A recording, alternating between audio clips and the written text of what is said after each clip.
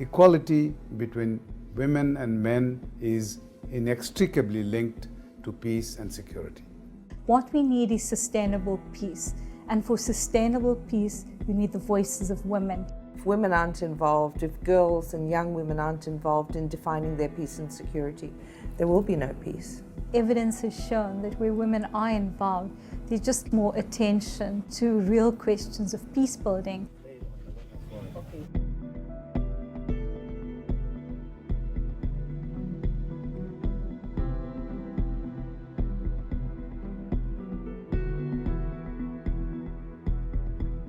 For the first time, one of the most powerful structures in the UN recognized that the impact of war on women impacts on the international peace and security agenda. As soon as it was passed in October 2000, you take a piece of paper and you turn it into a lever. And you do that by putting into the hands of activists, here's what all the states of the United Nations just committed themselves to.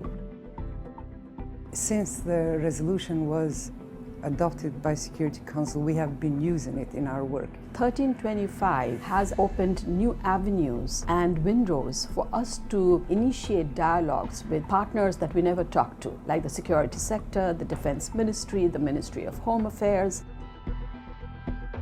The engine behind keeping this agenda alive has been civil society. It's been spread by word of mouth or by civil society, international organizations and local organizations teaching each other. You do finally have women's rights organizations really feel like they're bolstered by these initiatives that are happening here and take them home and actually make change on the ground. But what has not changed is that women's participation still remains very minimal. Women's voices are still not heard in the head tables. Women do not have the power to influence the mechanisms and the operations.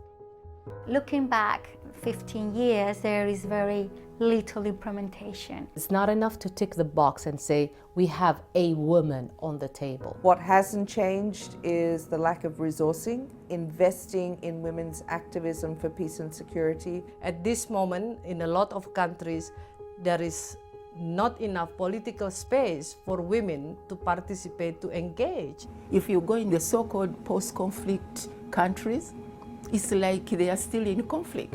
Women are violated, are mutilated. Why should this happen when we have peace and security instruments at national level, at global level, at regional level? Accountability. Accountability, accountability. That's what's missing. There needs to be much greater political will and demand for performance. The 15th anniversary has created a global momentum to ensure that the words are translated into actions. There are steps forward, especially in the UN system, more women in leadership. We see women's contribution to post-conflict reconstruction. You see now an increase of female officers who are deployed, which makes an immediate impact. If you have them in your mediation team, in your negotiating teams, if you have them in military observer teams, that has an extra effect in building the confidence and the trust with the local population.